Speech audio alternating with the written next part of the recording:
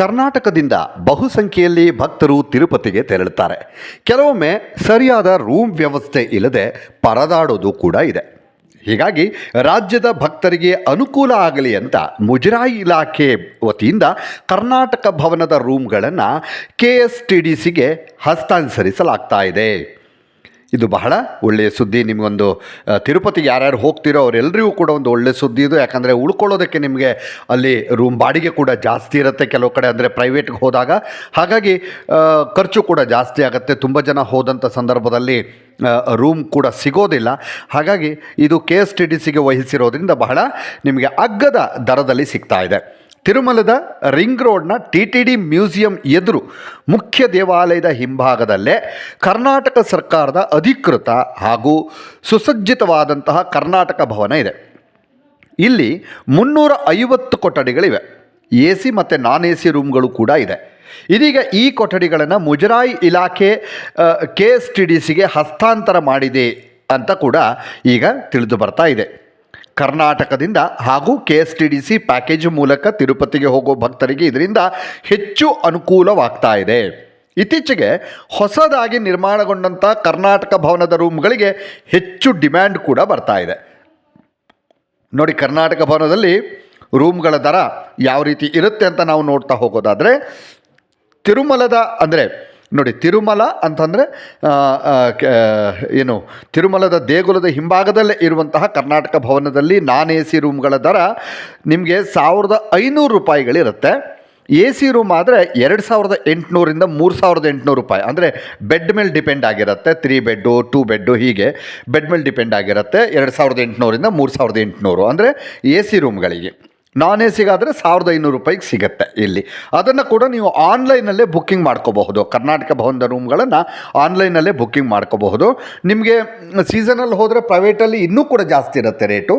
ಆದರೆ ಕರ್ನಾಟಕ ಭವನದಲ್ಲಿ ಬೇರೆ ಕಡೆ ಹೋಲಿಸಿದ್ರೆ ಸ್ವಲ್ಪ ಕಮ್ಮಿ ಇರುತ್ತೆ ಇದು.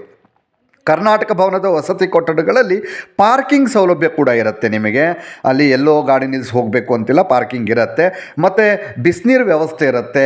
ಮತ್ತು ನಿಮಗೆ ತಿಂಡಿ ಊಟ ನಿಮಗೆ ಟೈಮ್ ಬೇಕಂದರೆ ಅಲ್ಲಿ ಕ್ಯಾಂಟೀನ್ ವ್ಯವಸ್ಥೆ ಕೂಡ ಇರುತ್ತೆ. ಕರ್ನಾಟಕದಿಂದ ಹೋಗುವಂತಹ ಭಕ್ತರಿಗೆ ಅಗತ್ಯ ಸೇವೆಗಳನ್ನು ಕೂಡ ಅಲ್ಲಿ ನೀಡಲಾಗ್ತಾ ಇದೆ. ಯಾವುದೇ ಸಮಸ್ಯೆ ಆಗೋದಿಲ್ಲ. ಮತ್ತು ರಾಜ್ಯದಿಂದ ಹೋಗುವಂಥ ಭಕ್ತರಿಗೆ ಮಾತ್ರ ಈ ರೂಮ್ಗಳು ಮೀಸಲಿರುತ್ತೆ. ಅಂದರೆ ಬೇರೆಯವರಿಗಿರಲ್ಲ.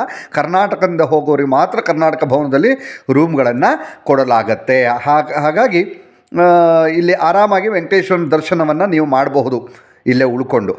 ಮತ್ತು ಭಕ್ತರಿಗೆ ಉತ್ತಮ ಸೇವೆ ಕೊಡಬೇಕು ಅಂದ್ಕೊಂಡೆ ಕರ್ನಾಟಕ ಭವನದ ವಸತಿ ಕೊಠಡಿಗಳ ನಿರ್ವಹಣೆಯನ್ನು KSTDCಗೆ ವಹಿಸಿಕೊಡಲಾಗಿದೆ. ಆದರೆ ಬುಕ್ಕಿಂಗ್ ಸೌಲಭ್ಯ ನಮ್ಮ ಸುಪರ್ದಿಯಲ್ಲೇ ಇರುತ್ತೆ ಅಂತ ಹೇಳಿದ್ದಾರೆ.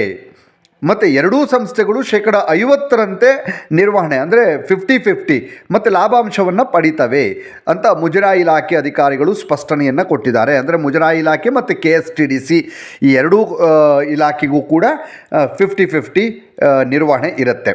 ಬೆಂಗಳೂರಿನಿಂದ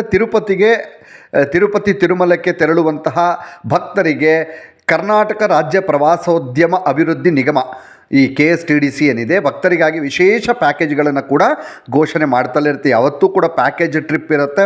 ಕರ್ಕೊಂಡು ಹೋಗಿ ನಿಮ್ಮನ್ನು ಕರ್ಕೊಂಡು ಪೂಜೆ ಎಲ್ಲ ದರ್ಶನ ಎಲ್ಲ ಮಾಡಿ ಪ್ರಸಾದ ಕೊಡಿಸಿ ನಿಮ್ಮನ್ನು ಕರ್ಕೊಂಡು ಬಂದು ವಾಪಸ್ ನೀವು ಎಲ್ಲಿ ಹತ್ತಿದ್ದೀರೋ ಅಲ್ಲೇ ನಿಮ್ಮನ್ನು ಬಿಡ್ತಾರೆ. ಅಂತಹ ವ್ಯವಸ್ಥೆ ಕೂಡ ಇರುತ್ತೆ. ಒಂದು ದಿನದ ವಿಶೇಷ ಪ್ರವಾಸ ಕೂಡ ಇರುತ್ತೆ. ಅದರಲ್ಲೂ ಕೂಡ ನೀವು ಹೋಗಿ ಬರಬಹುದು ತಿರುಪತಿಗೆ.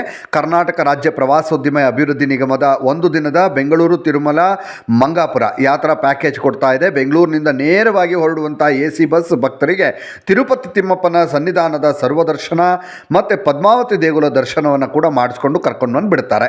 ಸದ್ಯ ವೈಕುಂಠಂ ಕ್ಯೂ ಕಾಂಪ್ಲೆಕ್ಸ್ 2 ಏನಿದೆ ಅಲ್ಲಿ ಎಲ್ಲ ಕಂಪಾರ್ಟ್ಮೆಂಟ್ಗಳು ಭಕ್ತರಿಂದ ತುಂಬಿ ತುಳುಕ್ತಾ ಇದೆ. ಮತ್ತು ನಾರಾಯಣಗಿರಿ ಶೆಡ್ಗಳು ಕೂಡ ಭಕ್ತರಿಂದ ತುಂಬಿವೆ. ಕ್ಯೂ ಲೈನ್ ಶಿಲಾತೋರಣಂ ಸರ್ಕಲ್ವರೆಗೂ ಕೂಡ ಇದೆ, ಅಲ್ಲಿವರೆಗೆ ಲೈನ್ ಇದೆ.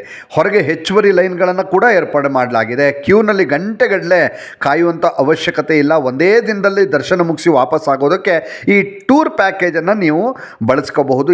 ಯಾತ್ರಾರ್ಥಿಗಳು ಡಿಲಕ್ಸ್ AC ಅಥವಾ ಓಲ್ವೋ AC ಬಸ್ಗಳಲ್ಲಿ ಪ್ರಯಾಣ ಮಾಡೋದಕ್ಕೆ ತಮಗೆ ಬೇಕಾದಂತಹ ಆಯ್ಕೆಯನ್ನು ಕೂಡ ನೀವು ಮಾಡ್ಕೋಬಹುದು. ಮತ್ತು ಪ್ಯಾಕೇಜ್ ದರವನ್ನು ಕೂಡ ನಾನಿಲ್ಲಿ ಹೇಳಿಬಿಡ್ತೀನಿ ನಿಮಗೆ. KSTDC ಅವರದ್ದು ಪ್ರವಾಸೋದ್ಯಮ ಇಲಾಖೆ ನೋಡಿ, ಈ ಪ್ಯಾಕೇಜ್ನಲ್ಲಿ ಡಿಲೆಕ್ಸ್ AC ಬಸ್ಗೆ ಪ್ರತಿ ವ್ಯಕ್ತಿಗೆ 2,270 ರೂಪಾಯಿ, ವೋಲ್ವೋ AC ಬಸ್ ಆದರೆ 2,300 ರೂಪಾಯಿ ಇರುತ್ತೆ. ಮತ್ತು KSTDC ಅಧಿಕೃತ ವೆಬ್ಸೈಟ್ ಮೂಲಕ ನೀವು ಟಿಕೆಟ್ ಬುಕ್ ಮಾಡ್ಕೋಬೋದು.